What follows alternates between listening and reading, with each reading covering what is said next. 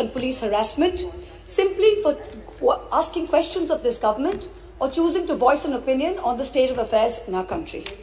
So I, as a parliamentarian, garbed in parliamentary privilege, now choose to use this platform that the people have given me to ask the questions that the people want to ask and to give voice to their thoughts, so that this government may know that arresting, attacking and repressing voices will not hold.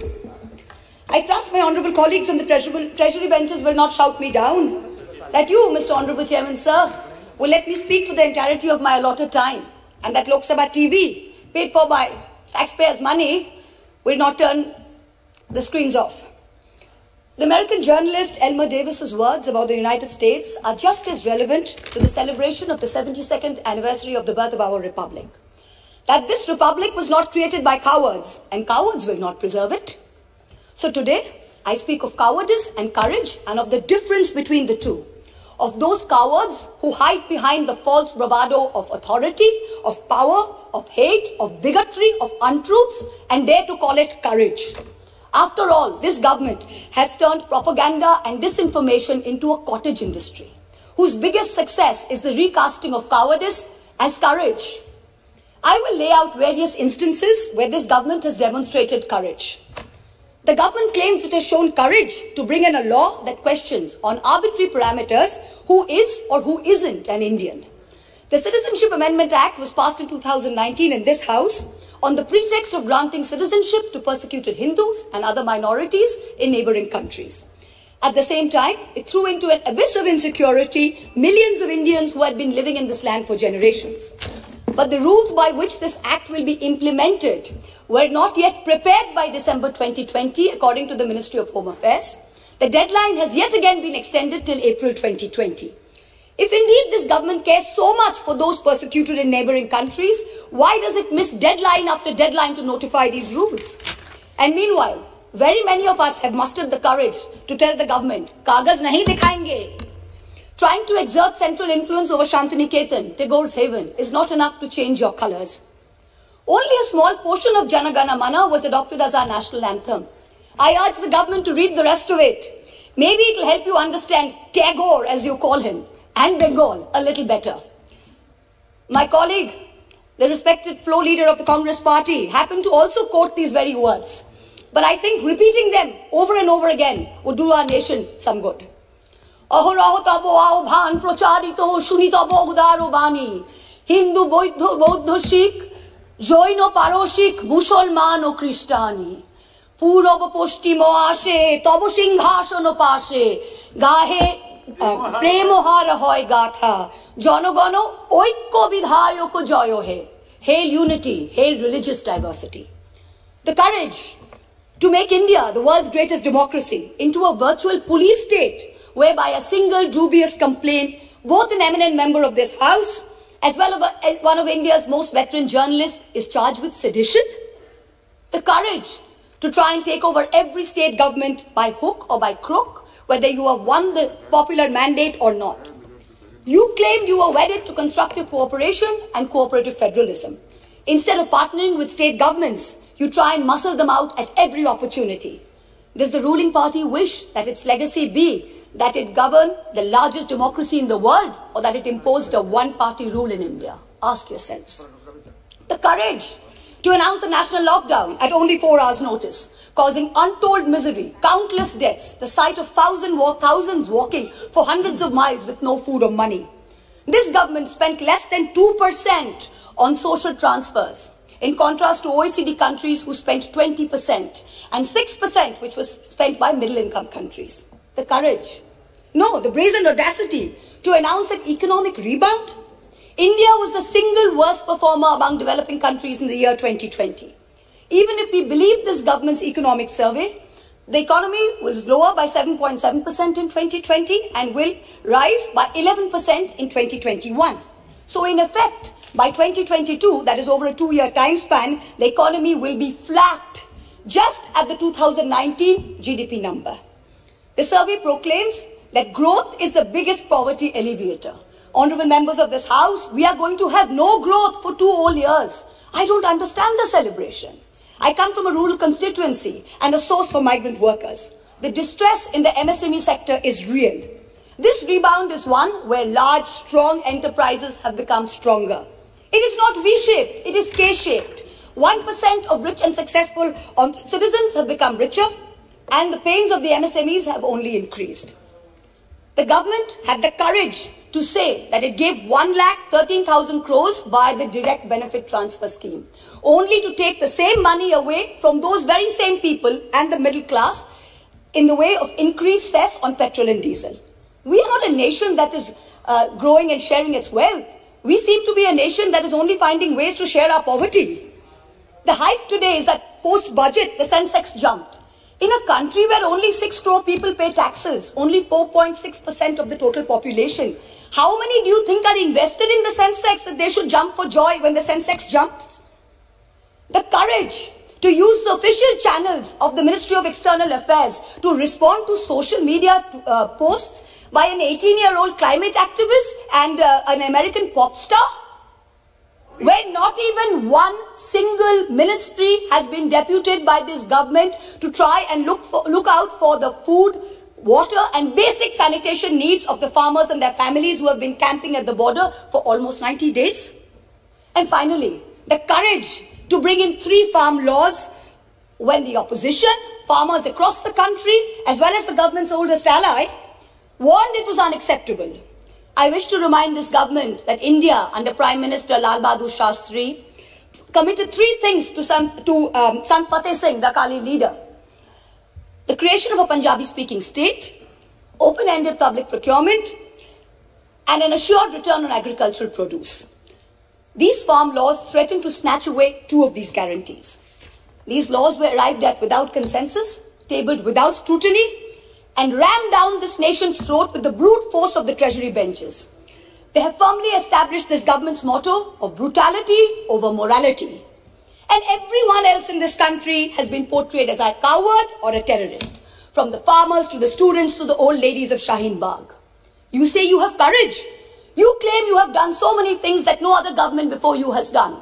Yes, that is true. In true fascist fashion, you have made every act of pettiness, of vengeance, of hate, of bigotry a part of your narrative of courage. The reason no one has done it before you is not because no one had the courage, but simply because it was not the right thing to do. Has that thought ever struck you? And India's tragedy today is not just that her government has failed her, but that her other democratic pillars, the media and the judiciary, have failed her too. Lord Hayne, the Labour peer, said in the House of Lords, what is the point of being a member of Parliament, either in the Commons or in the Lords, if you don't discharge your responsibilities? And, where appropriate, use the privileges that you have in order to promote justice and liberty. So today, like a true child of Bengal, I will stand here and be courageous. Trust me, Mr. Balu, we have not lost the fighting spirit. Even though the government spin factories will later portray it as cowardice or even plagiarism, I will lay out a few home truths by using my parliamentary privilege that guards me from charges of sedition and contempt for anything I say in this House. And Mr. Law Minister, sir, if you're present on the premises, with all due respect, this time you have neither the right to shut me up nor to try and get my words expunged from the record.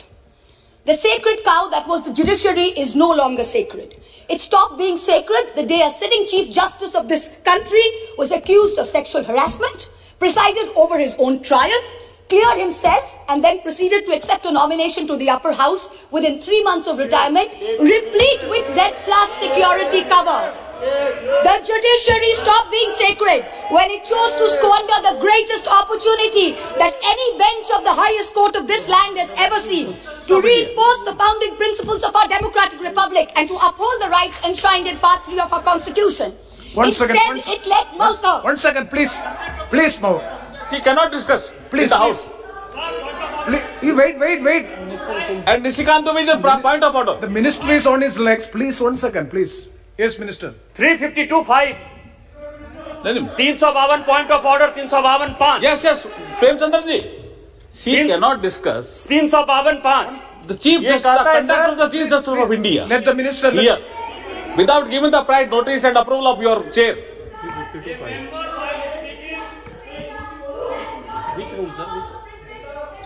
Please.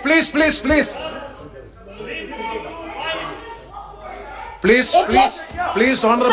Please, Mahou Maitra ji, please be seated. Please be seated. This house is run by the rules and procedure. When a member seeks a point of order, definitely it is a right of the member. So I have to hear them, and I will pass the order, pass the rulings. Please.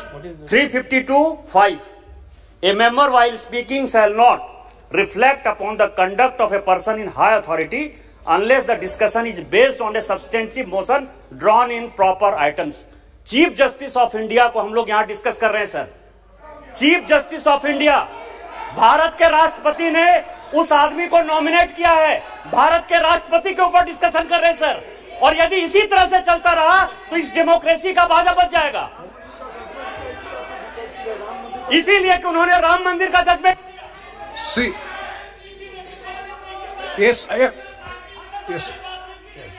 yes, please, Sawgat Rai ji, please.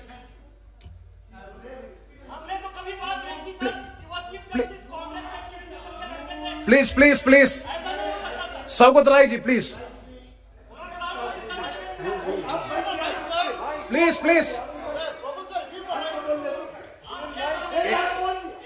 Hey, please.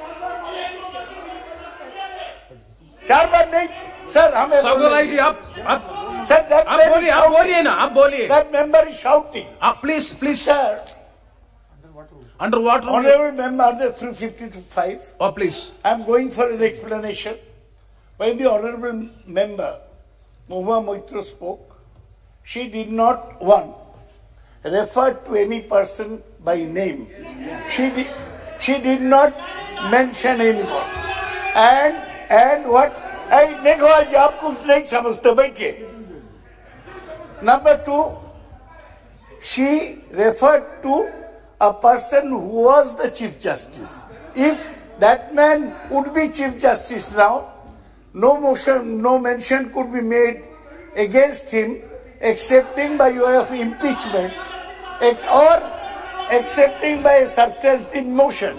That man is a retired Chief Justice. He is not a man in high authority, and his name has not been mentioned. Not one word of what Mahua said should be expunged. I appeal to your good sense, sir, and your fair play and justice, that don't let this lady be stifled by the minions of this ruling party. Yes, Honorable Minister. मैं ये कह रहा था chairman साहब, ये जो माननीय सदस्य बोल रही थी, इसने सेक्सुअल हरेसमेंट का आरोप लगाया चीफ जस्टिस ऑफ इंडिया पे। ये हमारे लिए शर्म की बात नहीं है, और इस हाउस में हम डिस्कस कर रहे हैं, और सौगत राय जैसे आदमी इसको डिफेंड कर रहे हैं। ये इतने विद्वान आदमी इनको डिफेंड कर रहे हैं, ये तो शेमफुल एक्टिविटी है। आप चीफ जस्टिस ऑफ इंडिया पे सेक्सुअल हरेसमेंट का आरोप लगा रहे हैं openly. Mahua Moitra ji, please. It is a misconduct of the member. Let me pass the observation of the chair. We will go through the proceedings. If anything, it is affecting the higher authority, and anything which is unparliamentary, definitely it will be looked into. It will be corrected. Please try to avoid such observations. No, sir. Okay. Sir, it is extremely important that I not only not avoid please, sir. It is very important that I not only not avoid them, but I bring them up, because I did not accuse the honorable gentleman of sexual harassment. Please. Somebody else did. A trial happened which he presided over.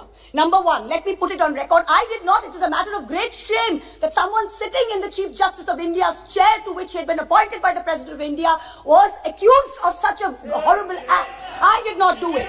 Instead, let migrants walk to their death. Let our greatest activists and modern freedom fighters rot in jail. She is repeating the target. It now sits back as She is not obeying the order.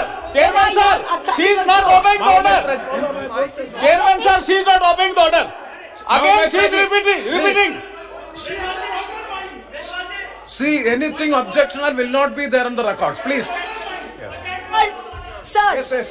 Obeying the order of the chair also. No, anything she is again repeating the same charges against the Chief Justice of India. sir, Please, is it on? Sir, I have already. excuse me, sir. Please, Mahua Moitra ji, please be seated. Excuse me, sir. Please. Sir, you are welcome. Sir, honey. Mahua Moitra ji. Hello. You have already made your observation. Yes, sir. Please, Let me continue with my speech. Please Let have the me- patience. Please let- have the patience to Yes. hear the chair, please. Yes, sir. Please, Let me please. continue. See, the matter is there is. Let me continue my speech, sir. Please, Mr. you Chairman, please sir. wait. Thank you. Don't be so. Instead, What, madam? the judiciary stopped being sacred when it chose to squander the greatest opportunity Point of order. that Yes. any bench of the highest court of this land has ever seen. Mohammed Raji, please address to the chair. Please hear the chair. Please be seated. Please be seated for 1 second. See, the matter is 352.5. 356. I'm calling 356. Yes. 356.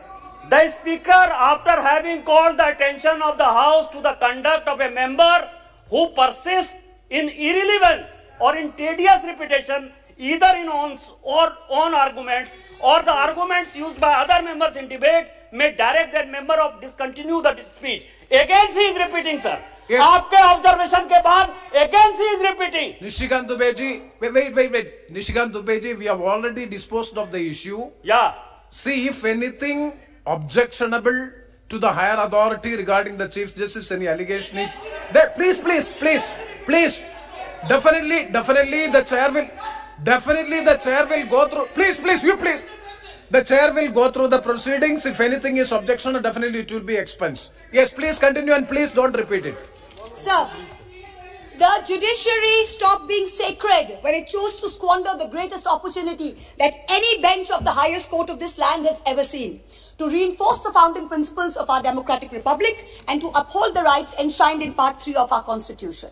Instead, it let migrants walk to their deaths, it let our greatest activists and modern fighters rot in jail, and it now sits back as a mute spectator when our young are prosecuted for cracking a joke. The judiciary seems to have forgotten the constitutional principle of separation of powers, that Parliament and Parliament alone can legislate. If something is bad in law, then the courts can strike it down or stay it on grounds of unconstitutionality. But unless it is so, the courts must do nothing. The government alone must face the consequences. If the government has brought in the farm laws which are not acceptable to people, then either the government will repeal the laws or the courts or the people will vote the government out. We urgently need the sagacity and courage shown by the high courts during the emergency when they delivered ADM Jabalpur and like decisions. The Supreme Court, unfortunately, is failing the common citizen and is being perceived as protecting the privilege and, ironically, only itself. A very large section of the Indian media has plummeted to new depths, both in terms of lack of factual reporting as well as the total absence of journalistic ethics. And yet, even when the bar is so low, the WhatsApp chat leaks detailing correspondence between a large government-leaning media channel and the head of the TV ratings agency expose the utter filth and the crony capitalism that, ironically, this government claimed to be saving us from. What is left of the resilient media is being targeted with the provisions of the UAPA and other draconian laws. You keep taunting the Congress about the emergency, but India today is in a state of undeclared emergency. But the government has miscalculated. There is a fundamental difference between cowardice and courage. The coward is brave only when armed with power and authority. The truly courageous can fight even when unarmed. Do not forget this. Do not forget this when you tell the authorities in Ghaziabad to clear the protest site overnight with the help of the police and the bureaucracy. You are not being courageous. You are a coward wielding power. The truly brave came in droves from villages wielding nothing but the belief that their cause is just. Only They one were speaker? propelled. One speaker. They were propelled by the spontaneous tears of their leader, not by the force of their water cannons. Do not forget this when you block the roads and cut the internet off in 17 of Haryana's districts. You are not being brave. You are a coward wielding power. The state of Haryana gives 10% of India's air force and contributes to 11% of the total strength of the Indian Navy. Its people can neither be termed anti-national, nor terrorists, nor gaddars. Do not forget this. When a peaceful 60-day movement is insidiously hijacked and then you slap FIRs on Punjab's farmers. You are not being courageous. You are a coward wielding power. Bhagal Singh and Jassa Singh Ahluwalia, leading their missiles, captured Delhi way back in 1783 from the Mughals. Their descendants do not lead a lesson in courage from those who captured Delhi only in 2014. Tagore, in his poem, Bondi Bir, the Captive Warrior, an ode to Sardar Banda Singh Bahadur, wrote, এসে শেষে একদিন জীবন মৃত্যু পায় ভৃত্য চিত্ত ভাবনাহীন এসে শেষে একদিন that momentous day has arrived. In the 125th year of Subhash Chandra Bose's birth, the central government has made every attempt to hijack Netaji's legacy and weave it into their own fake, narrow narrative of courage. But this nation needs to know that Netaji had two clarion calls, both embodiments of his courage and his spirit. One was the salutation, Jai Hind. Today this government has replaced this national greeting with a narrow religious chant that it uses as a war cry to heckle, to bully, and to always remind the minority about who's in charge. Netaji's second call was Delhi Chalo, Chalo Delhi. This government falls over itself to pay lip service to Netaji, but in truth, you block the borders in Singhu, in Ghazipur, in Tikri with walls and spikes for all those who actually want to come to Delhi to tell you that much like Subhash Chandra Bose, they too will not accept any halfway house. Netaji told us never to lose faith in the destiny of India, and it is not India's destiny to be ruled by cowards. The time has come for us all to show courage. Please conclude. गिरते हैं शहसवार मैदान जंग में, वो तिफिल क्या गिरे जो घुटनों के बल चले? Repeal or nothing. Thank you. Very good.